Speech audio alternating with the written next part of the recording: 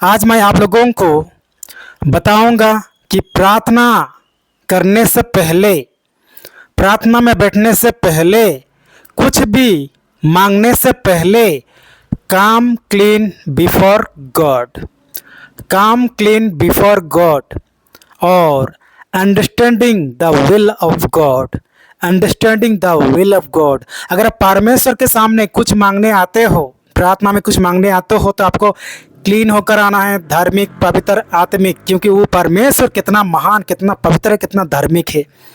हाँ, और कभी भी परमेश्वर गंदगी पसंद नहीं करता, नहीं करता, नहीं करता। और बहुत लोग प्रार्थना करते हैं, कुछ भी मांगते हैं, कुछ भी मांगते हैं, प्रार्थना करते हैं, लेकिन नहीं मिलता। क्यों? आप परमेश्वर की इच्छा को नहीं पूछते। परमेश्वर की इच्छा को नहीं पूछते, परमेश्वर की इच्छा को पूछो। काम क्लीन बिफोर गॉड और understanding the will of God.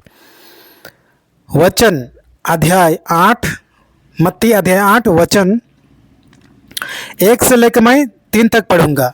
जब वह उस पहाड़ से उतरा तो एक बड़ी भीड़ उसके पीछे हो लिए, और देखो, एक कोढ़ी ने पास आकर उससे प्रणाम किया और कहा, हे प्रभु, यदि तू चाहे तो मुझे शुद्ध कर सकता है। यीशु ने हाथ बढ़ाकर उसे छुआ और कहा, मैं चाहता हूं, तो शुद्ध हो जा। और पहला यूहन्ना अध्याय 5 वचन 14 में क्या कहता है? और हमें उसके सामने जो यह होता है वह यह है कि यदि हम उसकी इच्छा के अनुसार कुछ मांगते हैं तो हमारी सुनता है। तो ये दोनों मत्ती का 8 अध्याय 1 से लेकर 3 और पहला यूहन्ना अध्याय 5 और वचन 14 में क्या आपको परमेश्वर को इच्छा को पूछना है। और काम क्लीन बिफोर गॉड, काम क्लीन बिफोर गॉड, आपको परमेश्वर के सामने आना है, कुछ भी मांगना है तो आपको पूरा क्लीन होकर आना है। आपके अंदर कोई कचरा गंदगी नहीं होना है और आपको परमेश्वर की इच्छा को पूछना है। बहुत लोग नहीं पूछते हैं। आप प्रार्थना करते करते, मांगते मांगते मर जाओगे, परमेश्वर आपको नहीं देने वाला, नहीं देने वाला। जो उसका लिस्ट में नहीं है तो नहीं देगा।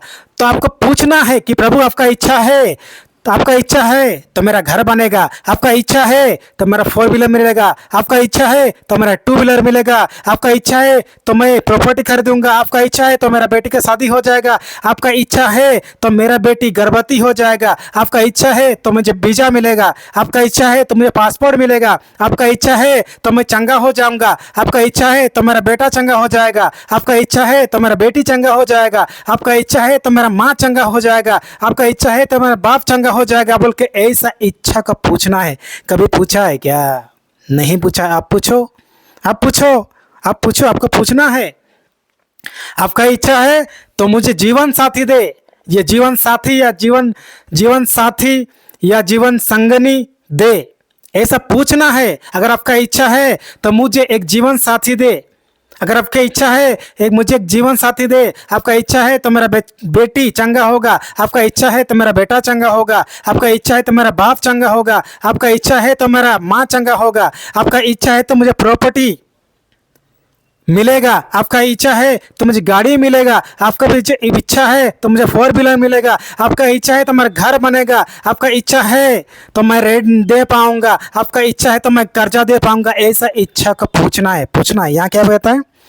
यहाँ क्या कहता है?